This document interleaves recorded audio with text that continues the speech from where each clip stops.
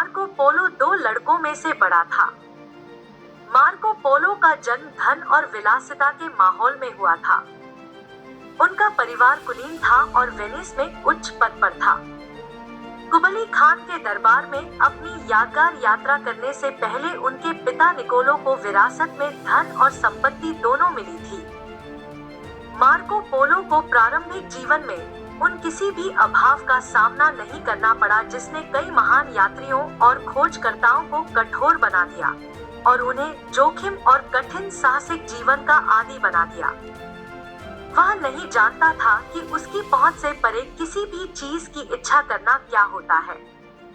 बढ़िया कपड़े, खेलने के ढेर सारे साथी, लाड़ प्यार, स्नेही माता पिता, वे सभी सुख जो उसके समय के बच्चों को प्राप्त थे, उसके थे।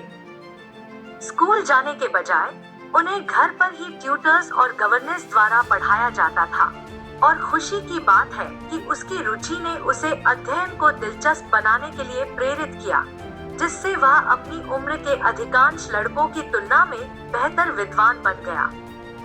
उन्हें विशेष रूप से इतिहास और रोमांच और खोज की कहानियां पसंद थी और उन्हें अपनी किताबें छोड़कर बिस्तर पर जाने के लिए मनाना अक्सर मुश्किल होता था।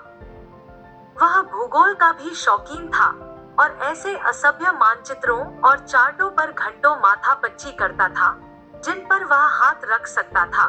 हालांकि उस काल में मानचित्र और चार्ट बहुत कम थे और दुनिया के इधर-उधर के हिस्सों का ही प्रतिनिधित्व करते थे। पोलो परिवार विशाल हवेली में एक साथ रहता था।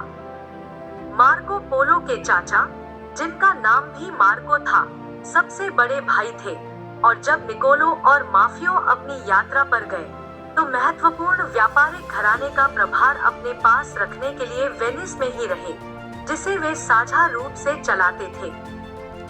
यह बुजुर्ग मार्को एक दयालु, यद्यपि काफी गौरवान्वित और आलीशान आदमी था और जब वह अपने छोटे भतीजों के साथ, जो पिता और माता दोनों के ना होने के कारण वंचित थे, नम्रता से व्यवहार करता था तो वह उनकी आदतों और आचरण पर कड़ी नजर रखता था।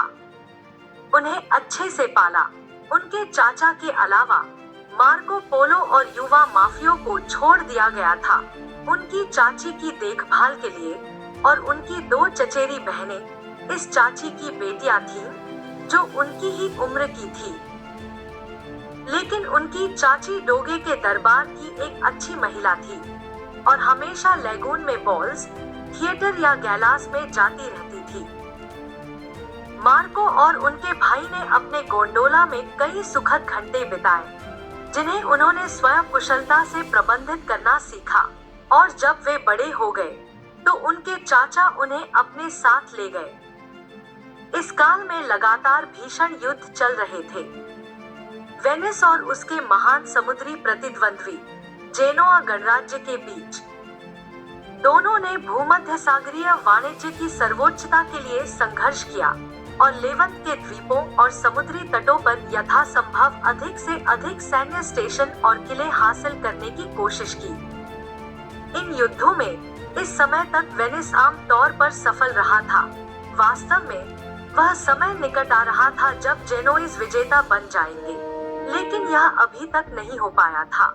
शानदार प्रदर्शन देखना मार्ग था। संघर्ष स्थल के लिए रवाना होने से पहले पियाजा में डोगे द्वारा सैनिकों की श्रृंखला की समीक्षा की गई। उसने उस मार्शल स्पिरिट को पकड़ लिया और इस प्रकार उनमें साहसिक और सैन्य रुचि आ गई।